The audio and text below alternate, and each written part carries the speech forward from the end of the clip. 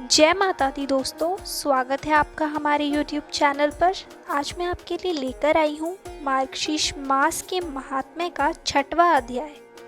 तो आइए करते हैं अध्याय को प्रारंभ। ब्रह्मा जी कहने लगे कि हे भगवान, घंटा नाद और चंदन का महात्म्य ठीक ठीक कहिए। भगवान कहने लगे कि हे देवेश, जो स्नान और पूजन के समय घंटा नाद करता है उसका फल सुनिए।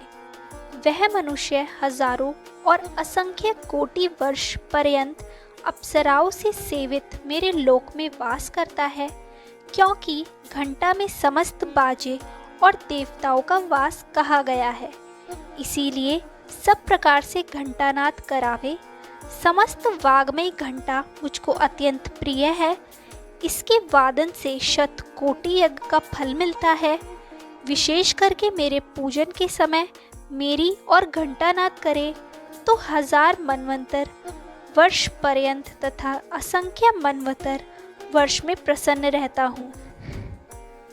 विशेष करके मेरे पूजन के समय मेरी और घंटानाद करे तो हजारों मनवंतर वर्ष पर्यंत तथा असंख्य मनवंतर वर्ष में प्रसन्न रहता हूँ।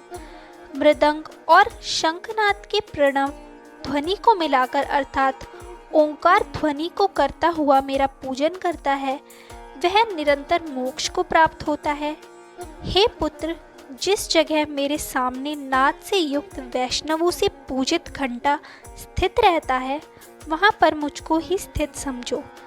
जो मेरे सामने गरुड़ के चिन्ह से युक्त अथवा सुदर्शन चक्र के चिन्ह से युक्त घंटा को स्थित करता है, उसके सब पापों को मैं हरता हूँ। जो मेरे पूजन के समय घंटा नाद करता है, उसको 100 जन्मों के पापों को मैं हरता हूँ। जो मेरे पूजन के समय अथवा शयन के समय घंटा नाद करता है, उसको कोटि गुना फल मिलता है। जो मनुष्य गरुड़ पर स्थित शंख, चक्र, गदा, पद्म से युक्त तथा लक्ष्मी से युक्त मुझ देवेश का पूजन करता है, उनको देवता दर्शन, व्रत, दान, उपवास और तीर्थ आदि करने की कोई आवश्यकता नहीं रहती। जो मनुष्य कली में गरुड़ के ऊपर मेरी मूर्ति स्थापित करेंगे, वह कल्प कोटि वर्ष पर्यंत वास के लिए मेरे परम पद को जाएंगे। जो मेरे सामने मंदिर में या घर में गरुड़ से युक्त घंटा को स्थापित करते हैं, वहाँ पर सहस्त्रों कोटि देवता और तीर्थ वास करते हैं। जो एकादशी को तथा रात्रि को मेरी वासना से युक्त होकर गरुड़ पर स्थित मेरी पूजा करता है, वह धन्य है। जो गान नृत्य करता है तो वह नरक में गए पितरों को भी तार देता है। हे पुत्र, सुनो, मैं और भी घंटा के महात्म्य को कहता हूँ। जो घंटा मेरे सामने मेरे नाम से अंकित और वैष्णवों से पूजित होकर जहाँ पर रहता है, वहाँ पर तुम मुझको ही स्थित समझो। जो गरुड़ से युक्त घंटा को मेरे स्नान, पूजन, चंदन, विलेपन, धूप और दीप के समय बजाता है, वह प्रतिदिन मेरे सामने इस नाम से 10,000 यज्ञ, इतने ही गोदान और असंख्य चंद्रायन व्रत के फल का भागी होता है। घंटानाद के साथ विधि से रहित भी पूजा सफल होती है और मेरा परम पद प्राप्त होता है। गरुड़ से चिन्हित तथा चक्र से चिन्हित घंटा कोटि जन्म के भय का नाश करता है। हे देवेश, गरुड़ से चिन्हित घंटा को देखकर मैं प्रतिदिन वैसे ही प्रसन्न होता हूँ जैसे निर्धन मनुष्य लक्ष्मी को देखकर प्रसन्न होता है।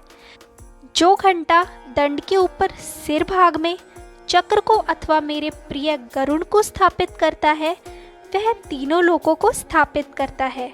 जो अंत समय में घंटा के नाद को सुनता है, कोटि पापों से मुक्त होने पर भी यमराज के दूत उसके समीप नहीं आते।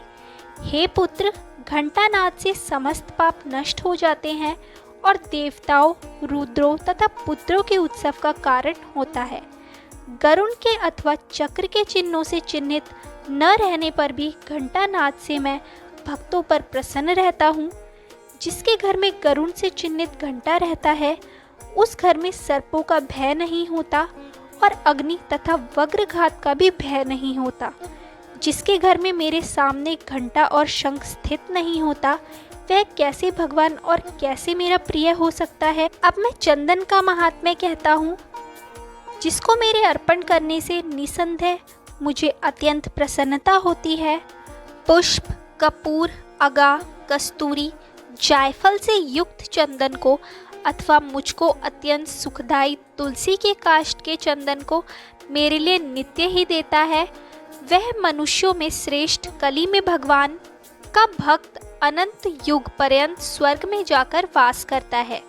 जो तुलसी काष्ठ को मेरे लिए देता है अथवा मालती के पुष्पों से मेरा पूजन करता है, वह फिर माता के स्तनों से दुग्ध पान करने वाला नहीं होता अथवा वह फिर जन्म नहीं लेता।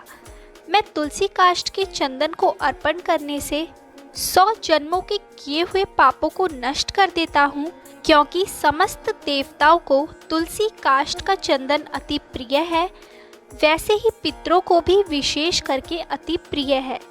जब तक अति पवित्र तुलसी काष्ठ का चंदन मेरे लिए पूजा में अर्पित देखने में नहीं आता, तभी तक श्रीखंड चंदन श्रेष्ठ है और तभी तक अंगूर श्रेष्ठ है और तभी तक कस्तूरी और कपूर सुगंधित है। जो लोग कलयुग में मेरे लिए मार्गशीर्ष मास में तुलसी काष्ठ का चंदन देते हैं, वे कृतार्थ हो जाते हैं, इसमें कोई संदेह नहीं है। जो भगवान होकर कलयुग में मार्गशीर्ष मास में तुलसी काष्ठ के चंदन को नहीं देता है, वह मनुष्य भागवान नहीं है। जो मार्गशीर्ष मास में कुमकुम, अंगूर, कस्तूरी, श्रीखंड और चंदन से मेरे शरीर पे लेप लगाता है, वह कोटि कल्प पर्यंत स्वर्ग में वास करता है। जो कपूर, अंगूर को मिलाकर चंदन से और मुझको विशेष रूप से प्रिय कस्तूरी से लेपन करता है और शंख में चंदन रखकर उस चंदन से मेरे लेपन करता है, तो मैं उससे 100 वर्ष के लिए प्रीति करता हूँ। जो सदैव मार्गशीर्ष मास में भक्ति पूर्वक तुलसी पत्रों से तथा आंवलों से मेरी नित्य सेवा करता है, वह इच्छित फल का भागी होता है। तो दोस्तों, ये था मार्गशीर्ष मास के महात्म्य का 6ठा अध्याय। आगे के और अध्याय सुनने के लिए हमारी चैनल को सब्सक्राइब करें और शेयर करना ना भूलें।